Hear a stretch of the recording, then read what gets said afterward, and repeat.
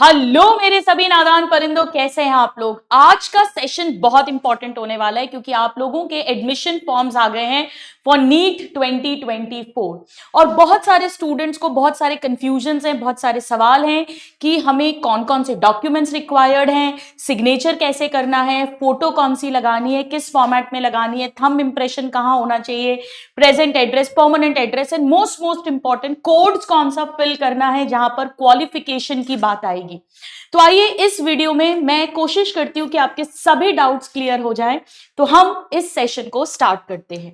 सबसे पहले तो आप लोग एक बात बहुत अच्छे से समझ लीजिए, वो ये कि कोई भी जल्दबाजी ना करें आप अपना एडमिशन फॉर्म सबमिट करने के लिए।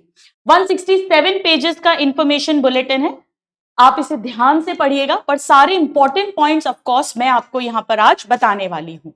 तो सबसे पहले हम आते हैं इसके फर्स्ट पेज, इस पेज पर।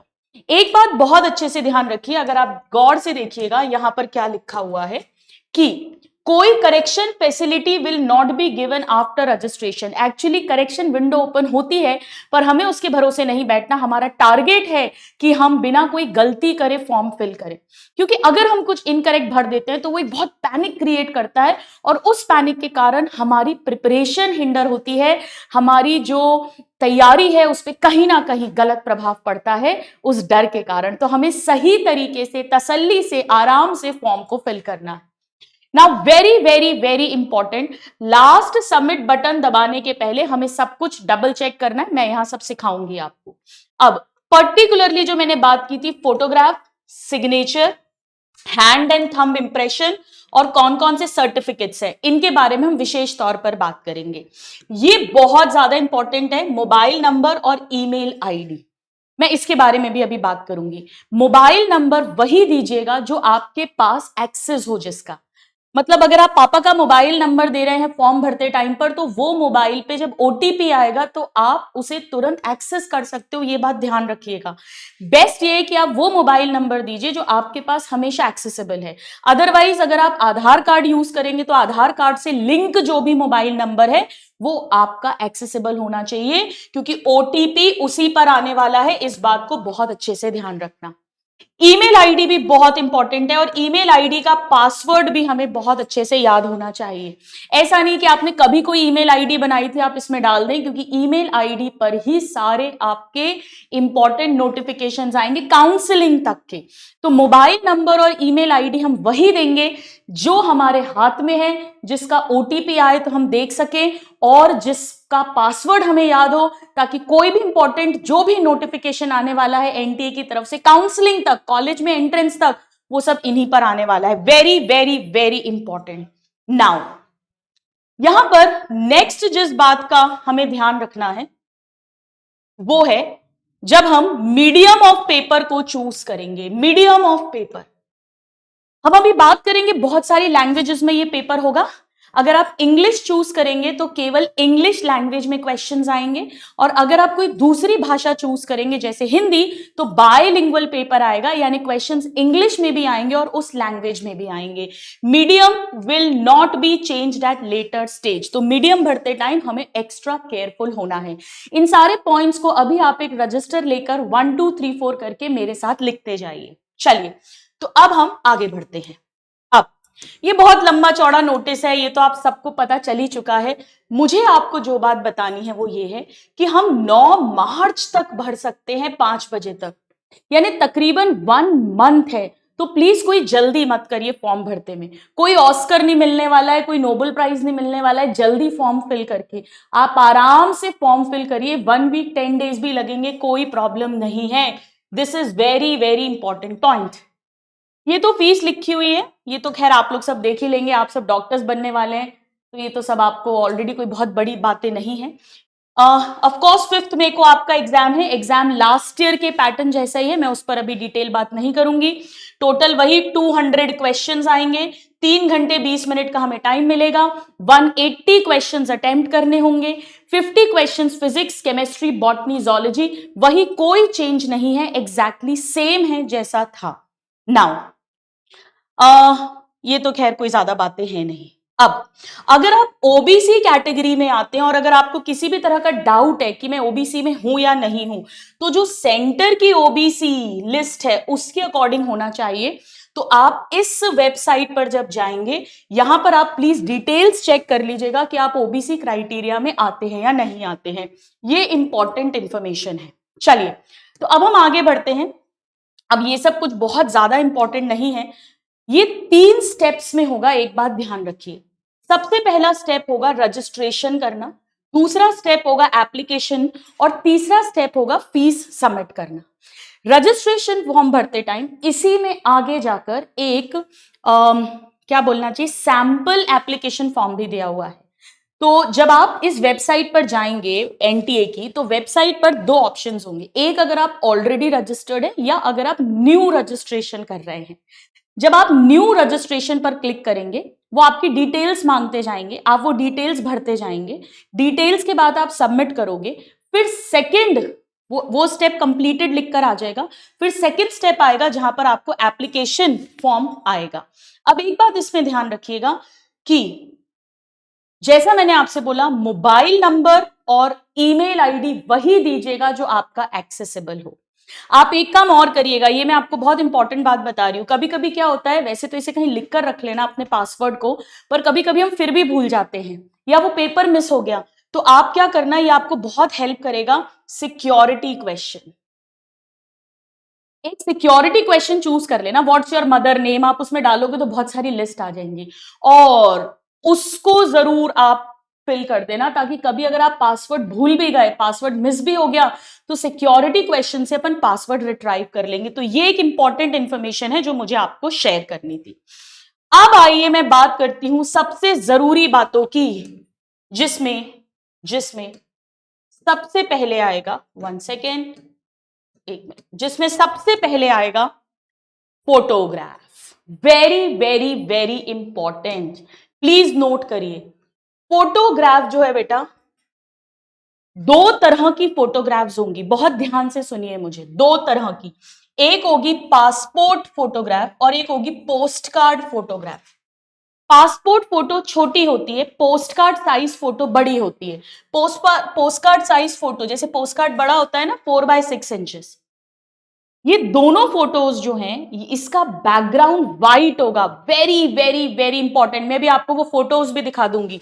तो सपोज करो ये फोटो है, तो इसका वाइट, तो हम बैकग्राउंड लेंगे, हम इसका वाइट बैकग्राउंड लेंगे, ठीक है, वाइट बैकग्राउंड, ये इंपॉर्टेंट है।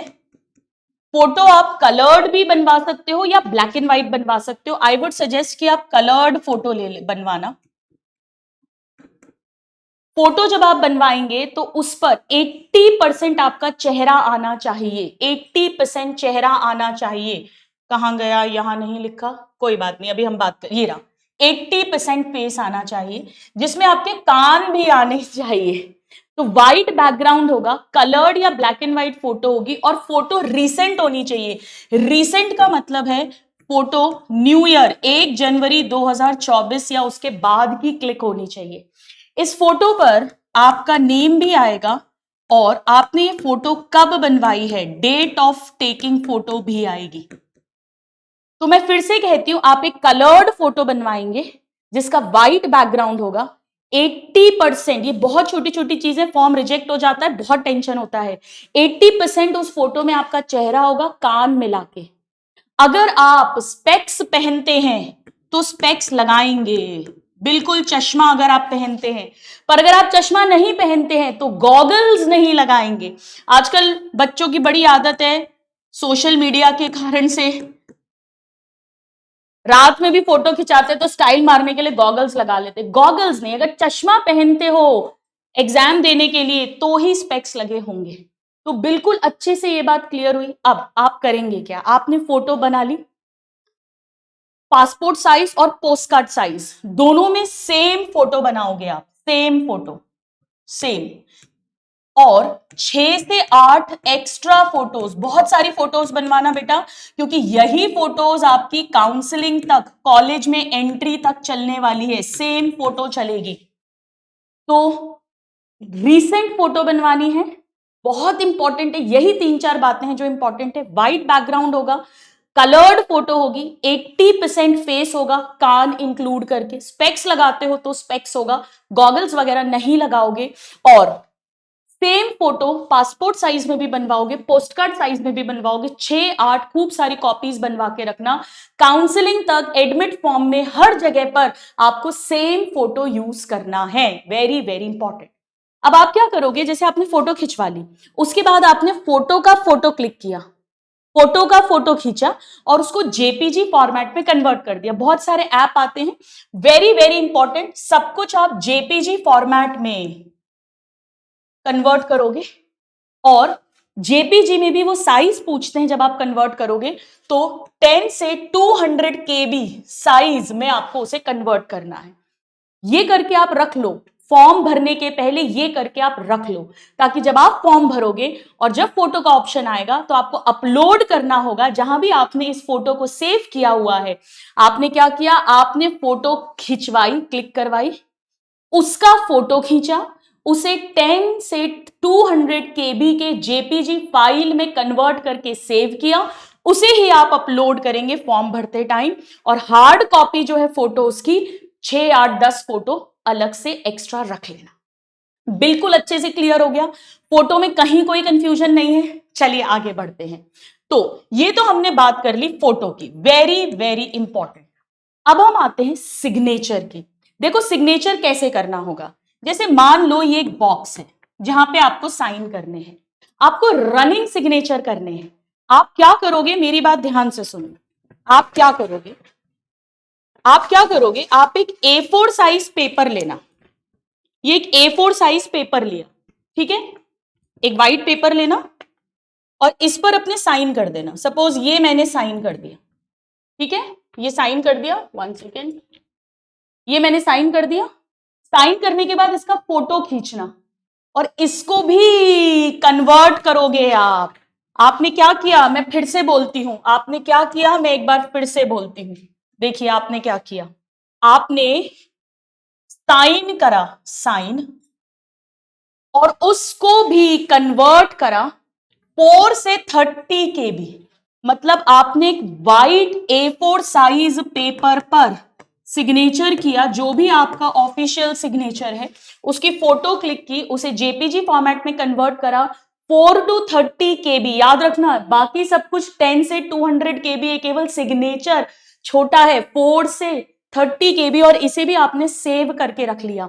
और जब फॉर्म के टाइम पर, भरते टाइम पर जरूरत पड़ेगी तो आप उसी इमेज को अपलोड कर देंगे। सिग्नेचर रनिंग में होना चाहिए, वही सिग्नेचर होना चाहिए जो आप आगे काउंसलिंग तक यूज करने वाले हैं। क्लियर हो गया? चलिए नाउ अब हम आते हैं वेरी वेरी वेरी इंपॉर्टेंट, और वो है इंप्रेशन। बच्चे केवल थंब इंप्रेशन कर देते हैं। बेटा बहुत ध्यान से देखो, केवल थंब नहीं, सीधे और उल्टे दोनों हाथों की उंगलियों के भी इंप्रेशंस देने हैं।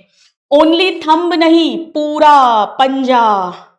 इसमें भी आप क्या करेंगे, जैसे आपने एक वाइट, अगेन A4 साइज का पेपर लो, एक तरफ राइट लिख लो, एक तरफ लेफ्ट लिख लो, ठीक है, एक तरफ राइट लिख लिया, एक तरफ लेफ्ट लिख लिया।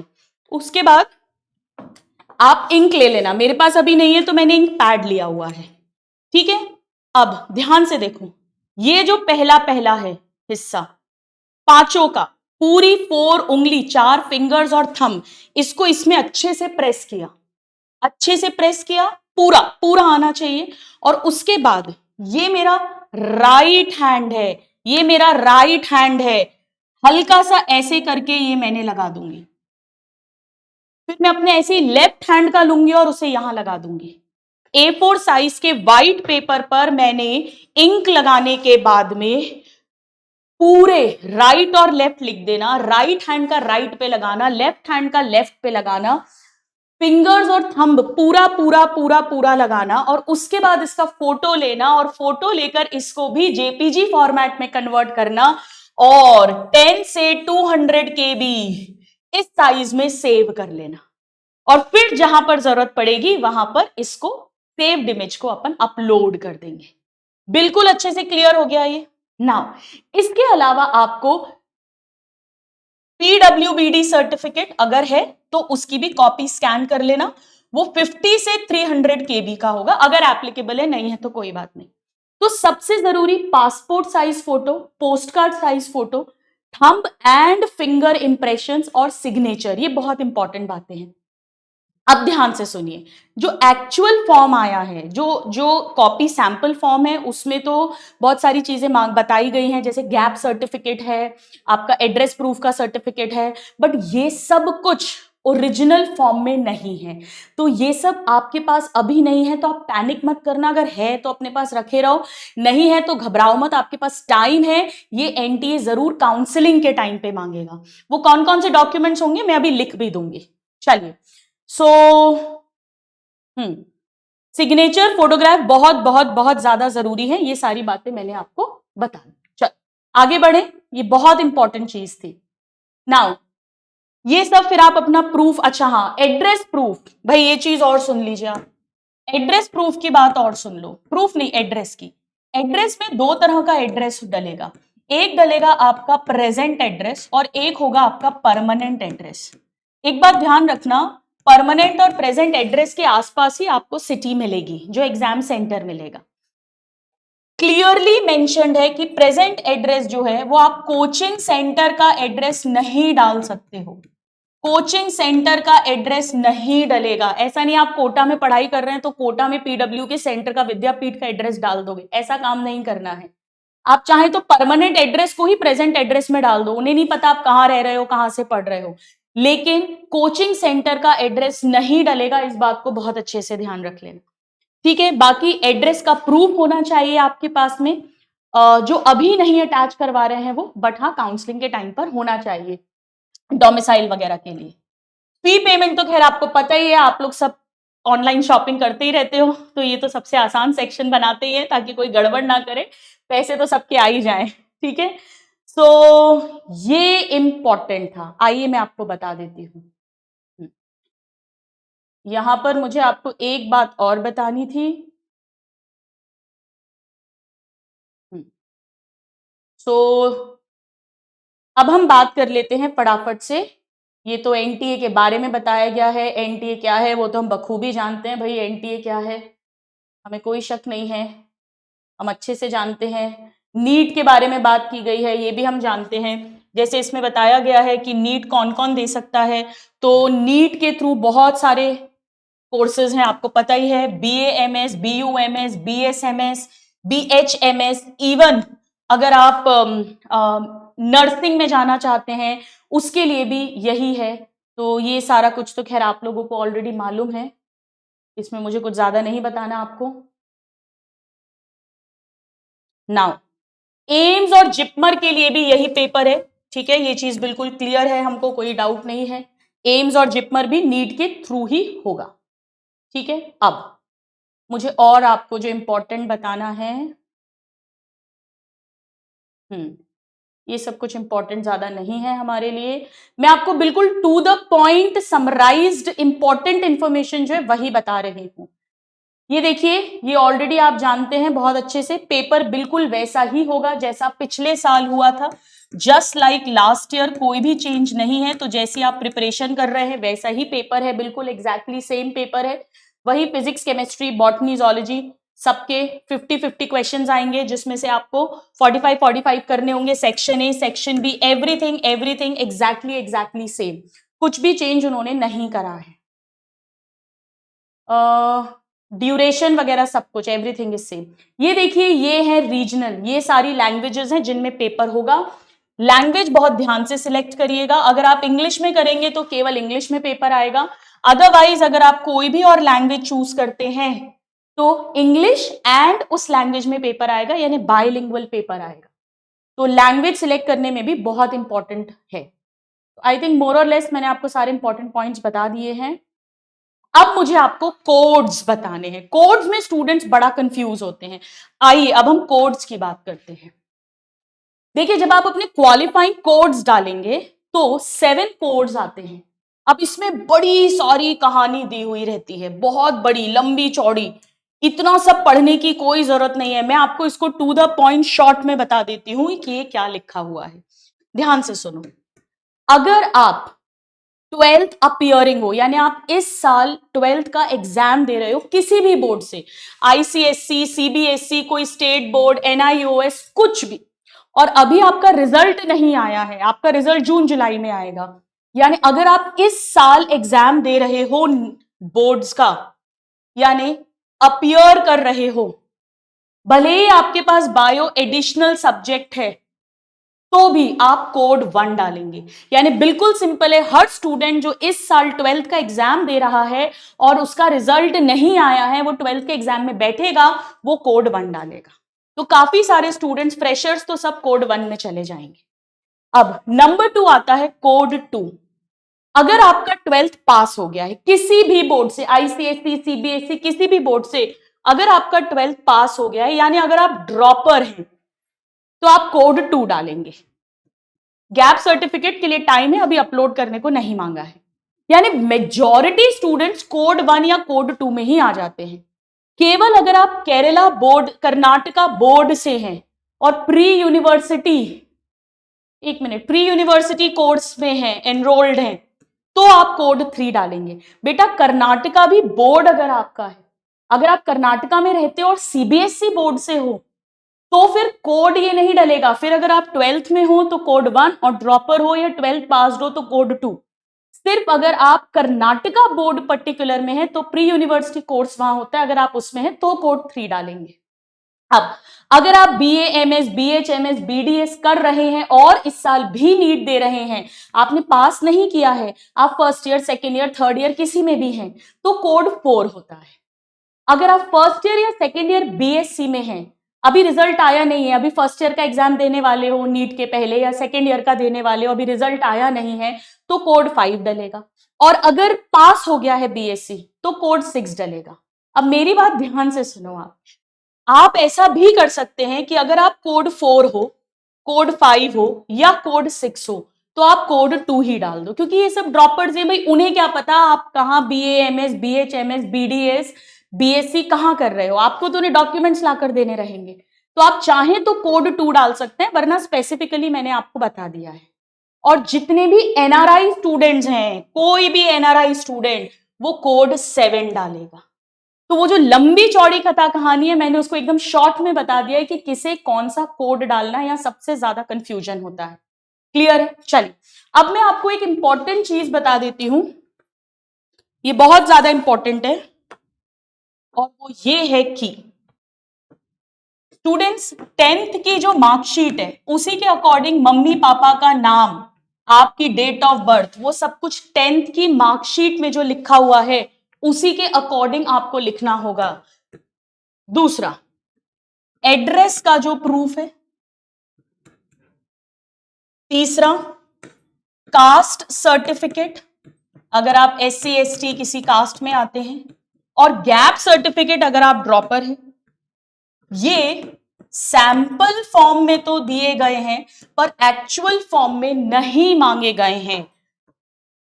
ये सब आपको at time of counselling ready रखना है। तो अभी आपको पैनिक करने की, घबराने की कोई जरूरत नहीं है अगर ये चीजें अभी आपके पास में नहीं है, क्योंकि इनके अटैचमेंट्स अभी एनटीए ने नहीं मांगे हैं एप्लीकेशन फॉर्म के अंदर। यानी आपको जो मेन ध्यान रखना है वो फोटो के बारे में रखना है, सिग्नेचर के बारे में रखना है जो मैंने आपको बताया है, इंप्रेशन के बारे में रखना है, फिंगर, पूरे के पूरे हैंड एंड थंब का इंप्रेशन होगा, और अगर फिजिकल डिसेबिलिटी है तो उसका सर्टिफिकेट लगेगा, है ना। अगर फिजिकली हैंडीकैप्ड है कोई बच्चा तो उनका सर्टिफिकेट जरूर इसी फॉर्म में मांगा गया है, वो आपके पास में होना चाहिए। ठीक है, सो आई होप ये वीडियो आपको हेल्प करेगा मेरे प्यारे स्टूडेंट्स, और आपके काफी सारे डाउट्स क्लियर हो चुके होंगे। तसल्ली से ब्रोशर को पढ़िएगा, उसके बाद फिल करिएगा। मैं फिर से कहूंगी 9 मार्च तक कर सकते हैं, एग्जाम सेंटर मन का मिल जाता है, इतना कोई फाइट नहीं होता है, बहुत सारे सेंटर्स हैं। 1 वीक 10 डेज लो आराम से, पर गलती मत करना। So I wish you all the best, and I wish कि इस साल मेरे सभी स्टूडेंट, सभी नादान परिंदे अपने अपने मेडिकल कॉलेजेस में पहुंच के स्टेथोस्कोप का आनंद लें। God bless you, thank you.